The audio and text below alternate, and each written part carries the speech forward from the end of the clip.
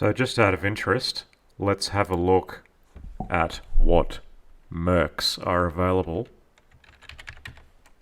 on Facebook Marketplace. Available to me.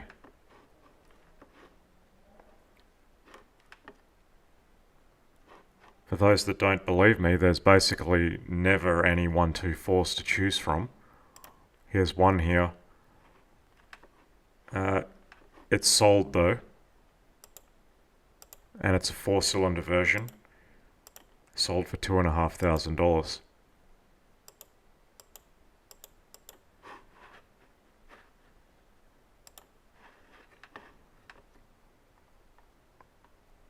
The majority of the cars are of the newer variety.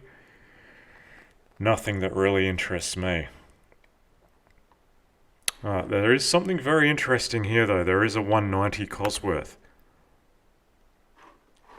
Price has been reduced. It was $42,000, which is actually pretty reasonable for one of these.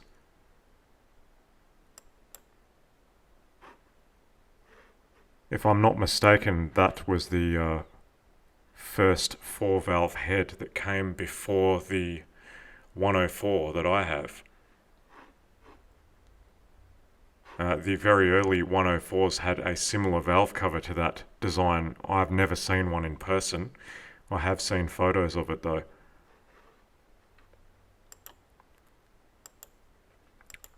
Could be nice to add to the collection.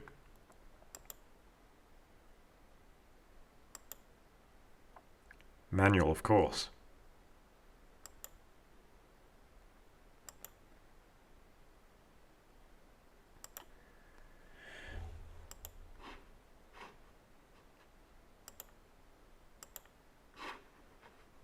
That is rare to see.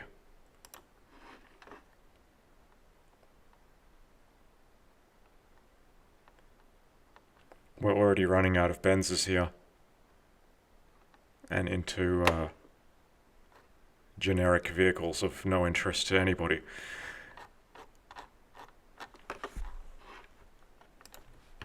Just out of interest, let's try 124.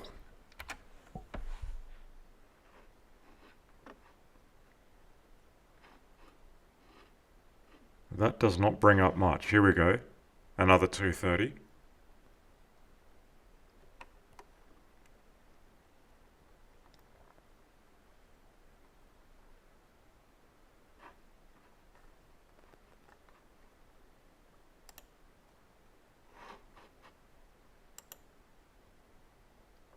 Nice looking interior on that car.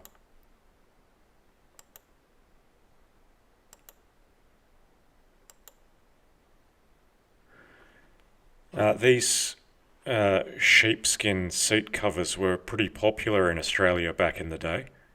I'm not sure if they were used anywhere else in the world, but they do protect the seats extremely well, and they are quite comfortable to sit on, particularly with our ridiculous summers. You don't get stuck to the vinyl or leather when you've got these seat covers on there.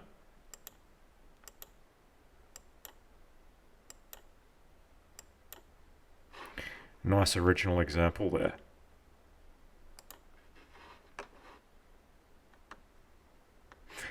Interestingly, there is a US spec 107. Still with its original plate. I cannot see that selling anytime soon. Yeah, it's still left-hand drive. That's not a problem. You can drive a left-hand drive car here, particularly of that age. No problems at all.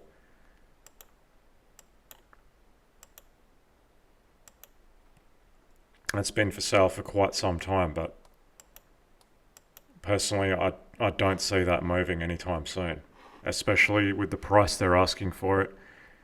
It's not much more realistically to get an Australian version car.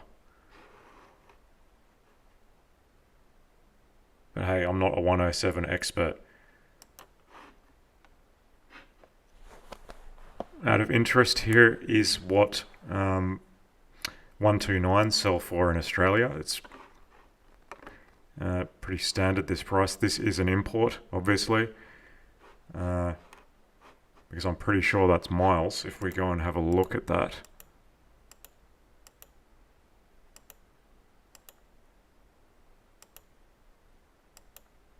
Yeah, miles per hour.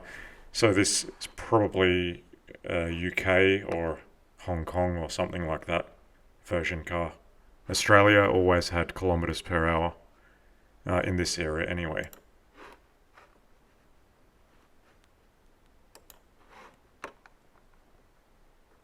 Good old 123s. They seem to be more common than the 124 these days. They were built like an absolute tank, and they will last forever if they're looked after. We don't have so much of the rust issues over here, particularly in Western Australia.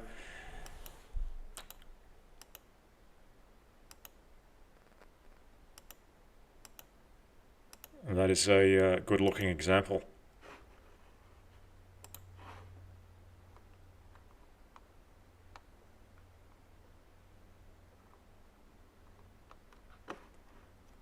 Astonishingly, another 124. Wow. Two more 124s. 300D. I bet this thing's got intergalactic mileage on it. Yes, 580,000 kilometers. You never see a 124 300D for sale around here that doesn't have massive mileage on the clock. Otherwise, I would have had one already.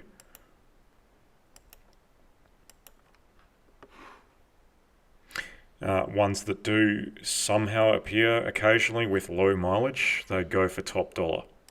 They're way more desirable than the petrol version for some reason. I guess because of their rarity, and they are very, very reliable as well. And a facelift 280. This could have come in handy before I painted red. I did actually want to do the facelift conversion, but I could not find a car to get the panels from. This would have been an ideal candidate. 383,000 Ks. Paint is trashed. This is a good donor car for doing a facelift. Needs a full paint job. There's rust already appearing there. And it seems like all of the clear coat's starting to peel off as well. Oh god, that is one atrocious looking roof lining. This car definitely needs some love if it's going to be restored.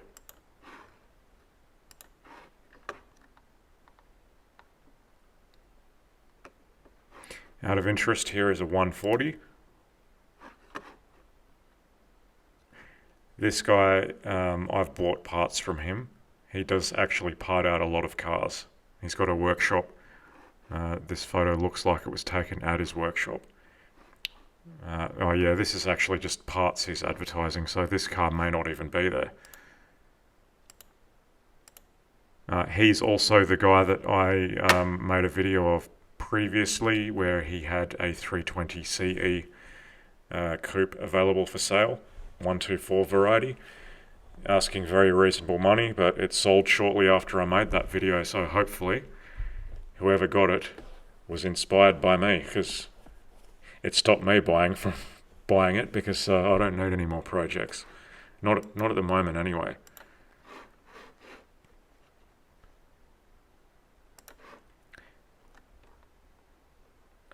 Here's something you don't see every day. There's a 116 limo. I don't believe that's a factory conversion. It's in pretty abhorrent condition externally, but it definitely could be restored. That's beyond my abilities and cash flow. I don't want to take on something like that. And besides, you need someone to drive you around when you've got a limo. You don't want to be sitting up the front. And where's the fun in being driven around?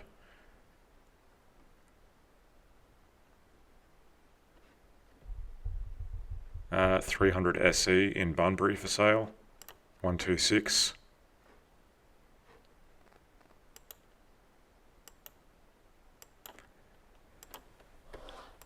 So I hope this gives you some idea as to the asking price of these older Benzes in Perth, Western Australia.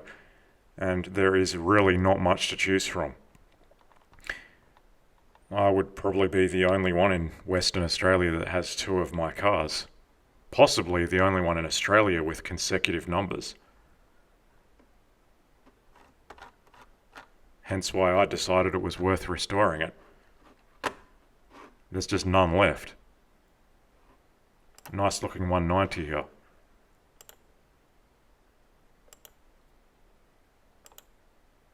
Nice and original, nice and clean. Good example. And once again, the sheepskin covers. Damn, nice looking example. Those of you in the USA, I doubt you would ever see prices like this, maybe on pristine examples, but I've noticed that you're really spoiled with cheap cars over there. We just don't have that here. We just don't even have the cars, let alone the cheap prices.